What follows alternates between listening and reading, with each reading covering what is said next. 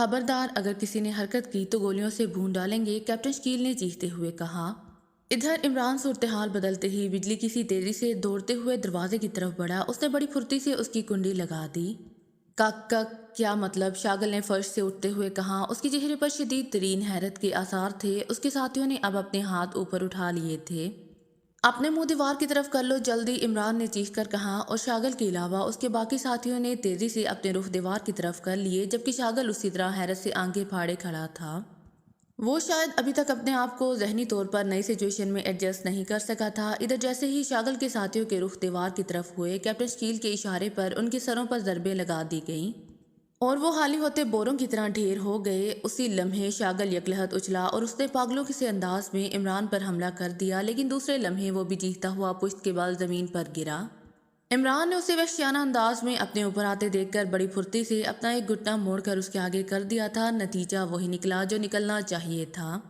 شاگل نے نیچے گرتے ہی اٹھنے کی کوشش کی، لیکن عمران کی لات حرکت میں آئی اور اس کے بوٹ کی ٹھوس شاگل کی کن پٹی میں مخصوص انداز میں پڑی، اور دوسرے لمحے شاگل کا تڑپتا ہوا جسم یکلہت ڈھیلا پڑ گیا۔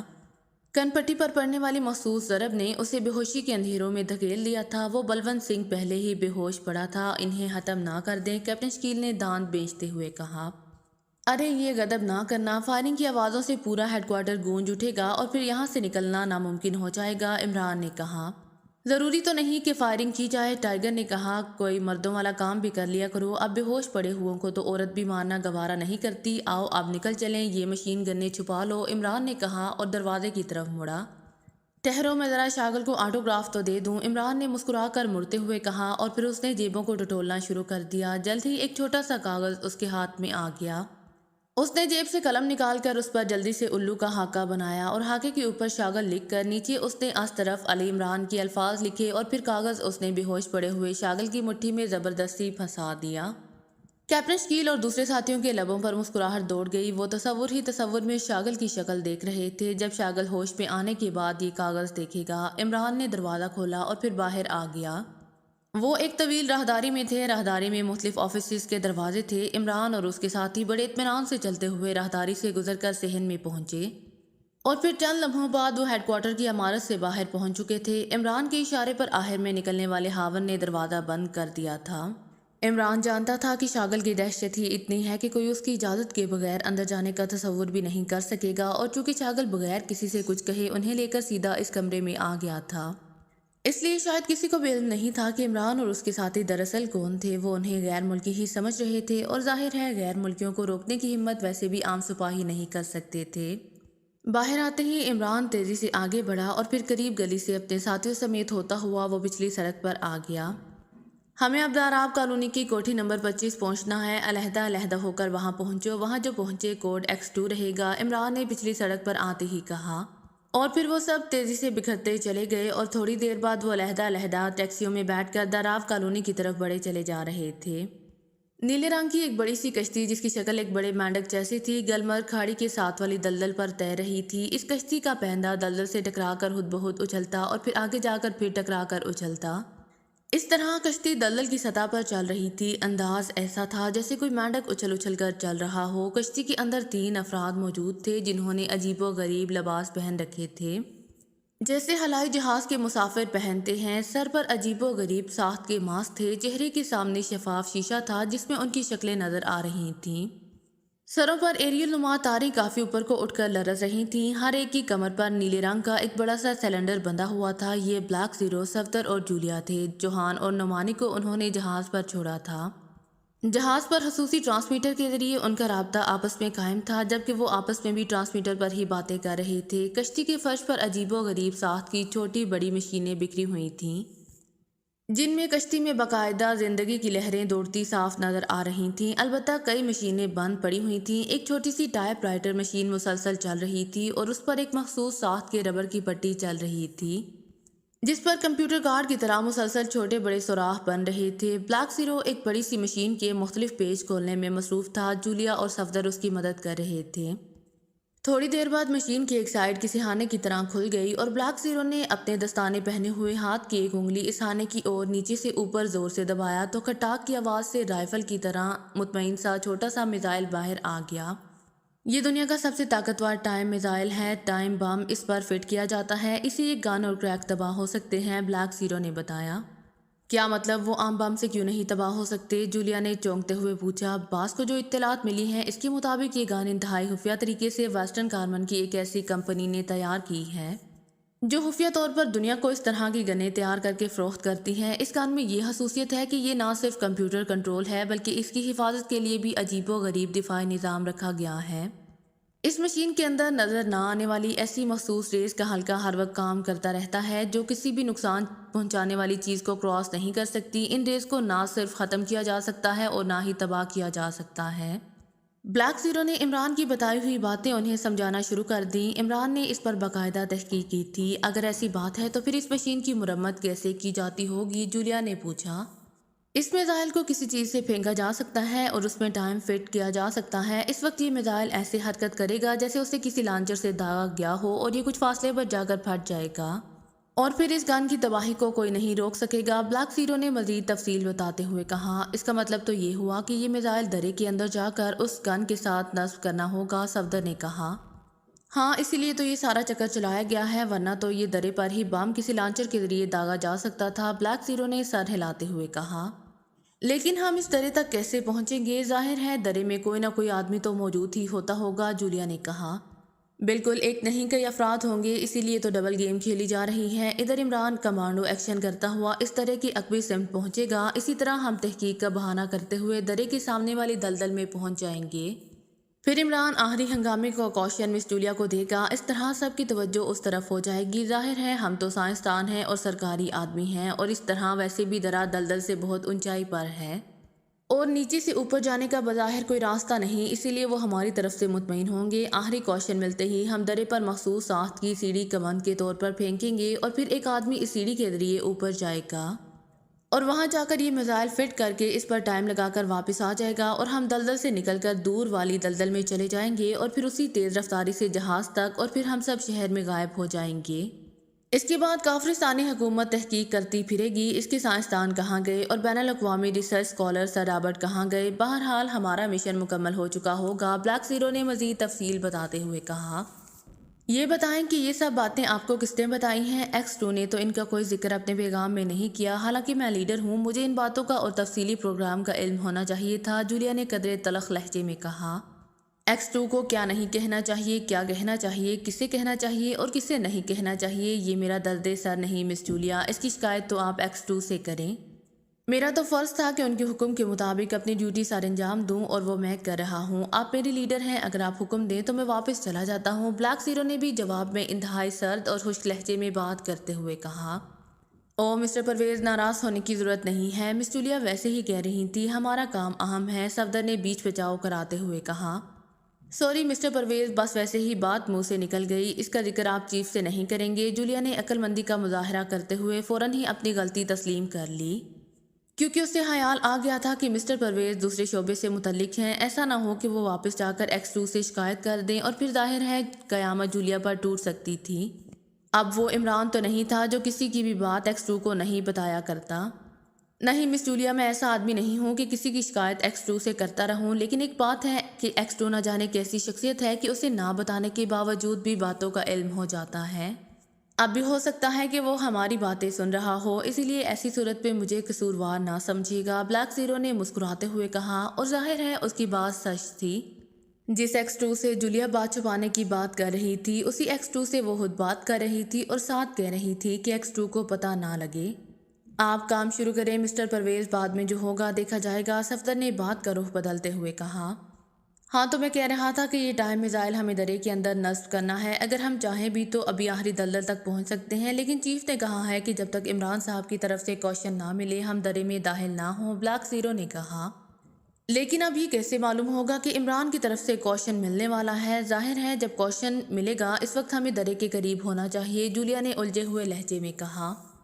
ہاں، ہونا تو ایسا ہی چاہیے، لیکن فکر کی بات نہیں، یہ کشتی چند لمحوں میں آخری دلدل تک پہنچ سکتی ہے، اگر ہم نے جلدی کی تو ہو سکتا ہے کہ درے میں موجود ملٹری انٹیلیجنس مشکوک ہو جائے، بلکہ میرا خیال تو یہ ہے کہ ہمیں کوشن ملنے تک کسی دلدل میں ہی رہنا چاہیے، کوشن ملتے ہی ہم آخری دلدل تک پہنچ جائیں گے، اس طرح درے میں موجود لوگ بھی مشکوک نہیں ہوں گے، بلیک زیرو نے کہا۔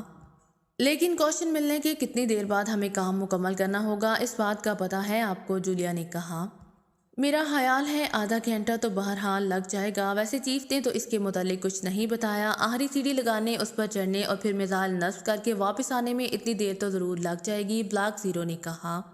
لیکن اس سے پہلے کہ صفدر یا جولیا اس کی بات کا جواب دیتی، اچانک جولیا کی سائیڈ بیلٹ سے بندھے ہوئے ایک ڈبے سے مخصوص آوازیں نکلنے لگیں۔ یہ جہاز کے ساتھ رابطہ ٹرانسمیٹر تھا، اس کا تعلق جولیا کے ماسک کے ساتھ تھا، اسے یہ آوازیں سنائی دے رہی تھیں۔ جولیا نے جلدی سے ٹرانسمیٹر کی سائیڈ کا بٹن دبا دیا۔ ہیلو ہیلو اوور، جولیا نے اپنی نئی حیثیت والی آواز میں کہا۔ مارٹن بول رہا ہوں، مس رام کلیر، سر رابرٹ سے بات کرائیں، اوور۔ دوسری طرف سے چوہان کی آواز سنائی دی۔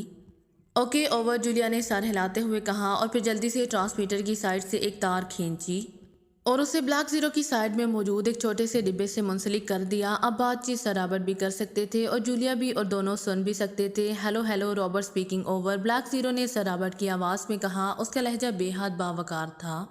سر رابرٹ، میں اسسٹنٹ ریسرچ آفیسر مارٹن بول رہا ہوں، شعبہ ریسرچ کے ایک اعلیٰ آفیسر تشریف لائے ہیں، مسٹر مارگل، چیف سیکیورٹی آفیسر، وہ آپ سے فوری ملنا چاہتے ہیں، آپ جہاز پر پہنچ جائیں، اوور، مارٹن نے کہا۔ میں اہم کام میں مصروف ہوں، اسے فوری طور پر ادھورا نہیں چھوڑا جا سکتا، مسٹر مارگل سے میری بات ٹرانسمیٹر پر کروا دو، بلیک زیرو نے انتہائی کرخت لہجے میں کہا۔ بہتر سر، اوور، دوسری طرف سے کہا گیا اور چند لمحوں بعد ایک بھاری آواز سنائی دی۔ ہیلو سر رابرٹ، میں چیف سیکیورٹی آفیسر شعبہ ریسرچ مارگل بول رہا ہوں، اوور، بھاری آواز والے نے کہا۔ یس مسٹر مارگل، کیا بات ہے جس کے لیے آپ نے مجھے ڈسٹرب کیا ہے، اوور، بلیک زیرو نے انتہائی کرخت لہجے میں کہا۔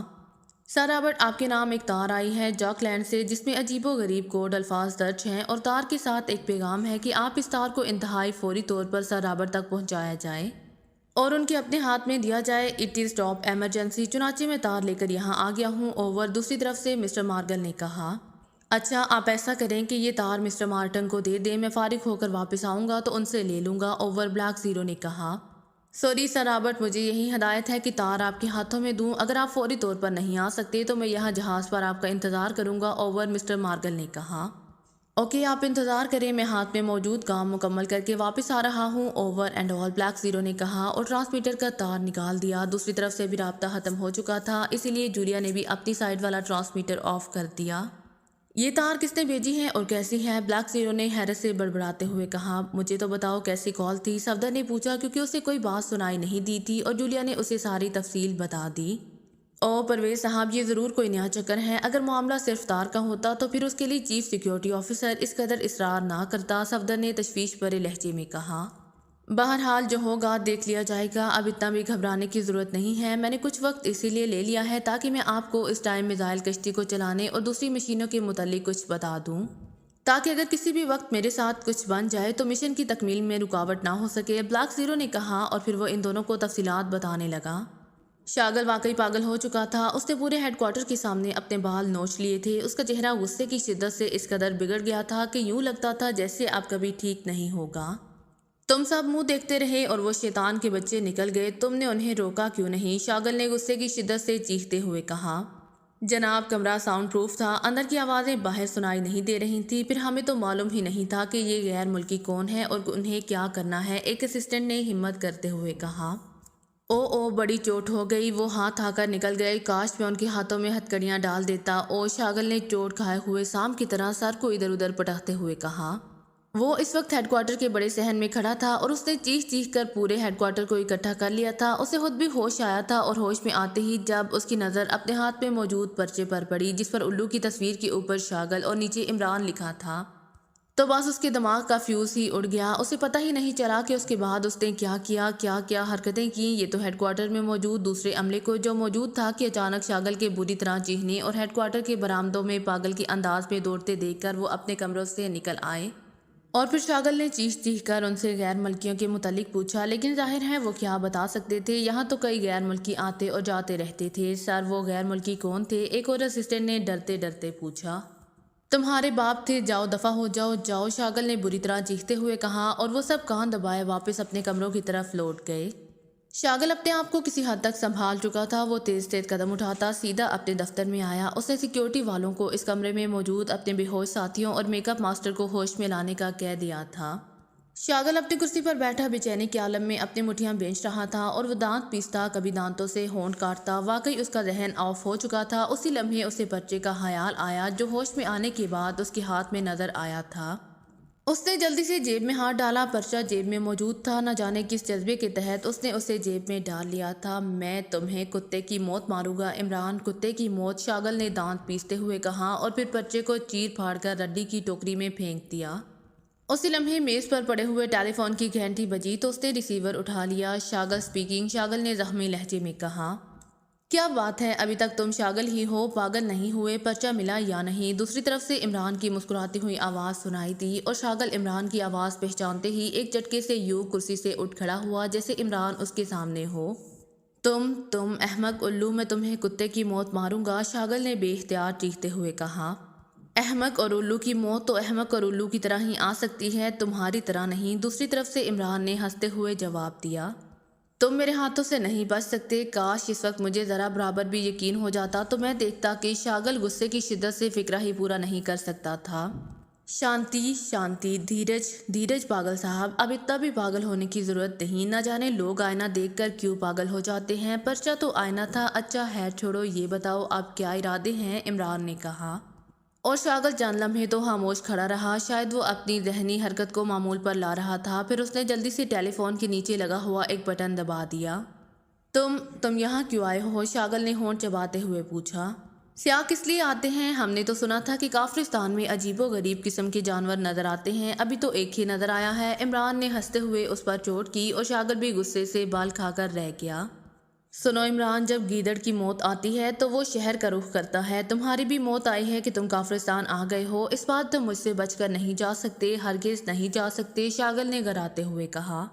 تو میں نے تمہیں کب مشورہ دیا تھا شہر جانے کا؟ باقی رہی موت تو وہ برحق ہے، جب آتی ہے تو پھر اسے کوئی روک نہیں سکتا۔ میں نے فون اسی لیے کیا ہے کہ میں صرف یہ پوچھنا چاہتا تھا کہ درا بکر ماں کو جو سڑک جاتی ہے اس پر کوئی اچھے کھانے پکانے والا ہوٹل بھی ہے؟ میرا پیٹ آج کل خراب ہو رہا ہے، عمران نے کہا۔ بکواس مت کرو، میں جانتا ہوں تم مجھے چکر دینے کی کوشش کر رہے ہو، لیکن کان کھول کر سن لو، شاغل نے چیختے ہوئے کہا۔ ارے ٹھہرو، مجھے کان تو کھولنے دو، ارے اچانک عمران نے چیختے ہوئے کہا اور دوسرے لمحے اس کے حلق سے گٹی گٹی چیخ نکلی اور پھر رابطہ ختم ہو گیا۔ اس کے ساتھ ہی ایسی آوازیں بھی سنائی دی تھی جیسے کچھ لوگ اسے زبردستی قابو کر رہے ہوں۔ شاغل نے جلدی سے ہاتھ بڑھا کر ریسیور کریڈل پر رکھا، اس کا چہرہ مسرت سے کھل اٹھا تھا۔ وہ سمجھ گیا تھا کہ اس کے بٹن دباتے ہی ہیڈ کوارٹر کی ایکسچینج پر بیٹھا ہوا آپریٹر طے شدہ اشارہ سمجھ گیا ہوگا اور اس نے عمران کا نمبر ٹریس کر کے سرچنگ سیکشن کو وہاں بھیج دیا ہوگا، اور آخری آوازوں سے تو یہی ظاہر ہوتا تھا کہ عمران ان کے ہاتھ چڑھ چکا ہے۔ اس نے یہی سوچتے ہوئے جلدی سے انٹرکام کا ریسیور اٹھایا اور ایک نمبر پریس کر دیا۔ یس شرما رام، سرچنگ ڈپارٹمنٹ، دوسری طرف سے آواز سنائی دی۔ شاغل اسپیکنگ، شرما میرے فون پر کسی نمبر سے بات ہو رہی تھی جسے سرچ کرنے کے لیے تم نے آدمی بھیجے تھے، شاغل نے پوچھا۔ آپ کے نمبر پر بات جناب، مجھے کیا معلوم، میں کیسے بتا سکتا ہوں؟ دوسری طرف سے سرچنگ شعبے کے انچارج شرما رام نے حیرت بھرے لہجے میں جواب دیتے ہوئے کہا۔ تو کیا تمہیں آپریٹر نے کوئی نمبر نہیں بتایا اور تم نے پارٹی اس بات کرنے والے کے پیچھے نہیں بھیجی؟ شاغل کی آواز میں اس قدر حیرت تھی کہ جیسے اسے شرما کی بات کا یقین ہی نہ آ رہا ہو۔ نہیں جناب، مجھے تو آپریٹر کی طرف سے کوئی کال نہیں ملی، شرما نے جواب دیا، اور شاغل نے یوں انٹرکام کا ریسیور پٹھا جیسے کوئی باکسر شکست خوردہ حریف پر آخری مکہ لگا کر اپنی واضح جیت کا اعلان کر چکا ہو۔ اس نے جلدی سے ٹیلی فون کا ریسیور اٹھایا اور نیچے لگا ہوا ایک اور بٹن دبا دیا۔ اس بٹن کے دبتے ہی ٹیلی فون کا کنیکشن براہ راست ایکسچینج سے ہو جاتا تھا، ورنہ عام حالات میں یہ فون ڈائریکٹ ہوتا۔ آپریٹر اسپیکنگ سر، دوسری طرف سے ایک آواز سنائی دی۔ تم کس وقت سے ڈیوٹی پر ہو؟ شاغل نے گھراتے ہوئے پوچھا۔ پچھلے 2 گھنٹوں سے جناب، آپریٹر نے حیرت بھرے لہجے میں جواب دیتے ہوئے کہا۔ تو تمہیں میرے فون سے ٹریسنگ کا کوشچن نہیں ملا تھا؟ شاغل نے دانت پیستے ہوئے کہا۔ ٹریسنگ کا کوشچن نہیں جناب، بالکل نہیں، آپریٹر نے سہمے ہوئے انداز میں کہا۔ اور اسی لمحے شاغل کی نظریں ٹریسنگ بٹن پر پڑیں تو اس کے حلق سے ایک طویل سانس نکل گئی۔ اوکے، شاغل نے ڈھیلے لہجے میں کہا اور ریسیور کریڈل پر پھینک دیا، اور اس نے جلدی میں ٹریسنگ بٹن آن کرنے کی بجائے ٹیپ ریکارڈر آن کر دیا تھا، اور اس سے یہ ہوا ہوگا کہ کال خود بخود ٹیپ ہو گئی تھی، اور بس اب اسے اپنی حماقت پر بے حد غصہ آ رہا تھا۔ اسی لمحے اسے خیال آیا کہ اگر سرچنگ پارٹی وہاں نہیں پہنچی تو پھر کن لوگوں نے عمران پر حملہ کیا ہے؟ کیا کوئی اور گروپ بھی حرکت میں ہے؟ وہ چند لمحے بیٹھا سوچتا رہا، پھر اس نے فون کے نیچے لگے ہوئے سارے بٹن آف کیے اور ریسیور اٹھا کر تیزی سے نمبر ڈائل کرنے لگا۔ یس 11:30 فرام بگرون۔ رابطہ قائم ہوتے ہی دوسری طرف سے ایک راحت سی آواز سنائی دی۔ شاگل اسپیکنگ اوور۔ شاگل نے کہا یس سر، حکم سر۔ دوسری طرف سے بولنے والے کا لہجہ یکلہت مودبانہ ہو گیا۔ کوئی مشکوک بات یا کوئی رپورٹ؟ شاگل نے کرخت لہجے میں کہا۔ نو سر، سب اوکے ہیں، نہ ہی کوئی مشکوک آدمی ادھر آیا ہے اور نہ ہی کوئی مشکوک کار اب تک ادھر سے گزری ہے۔ دوسری طرف سے کہا گیا سنو، اب تم نے ہوشیار رہنا ہے۔ مجھے اطلاع ملی ہے کہ پاکیزہ سیکرٹ سروس کا ایک گروپ یہاں پہنچ چکا ہے اور اس کے ایک آدمی کے منہ سے یہ بات سنی گئی ہے کہ وہ درر بکرما کی طرف جانے والے سڑک کے بارے میں بات کر رہا تھا۔ شاگل نے بات کو مروڑ توڑ کر کہا او سر، ہم پہلے ہی ہوشیار ہیں، اب اور بھی زیادہ محتاط ہو جائیں گے۔ دوسری طرف سے کہا گیا ٹھیک ہے، ہو سکتا ہے کہ میں خود بھی وہاں آ جاؤں، بہرحال انتہائی احتیاط کی ضرورت ہے، شاگل نے کہا اور ریسیور رکھ دیا۔ اگر آپ کو میری ویڈیو پسند آئے تو please like, share and subscribe کرنا مت بھولیے گا۔ جزاک اللہ۔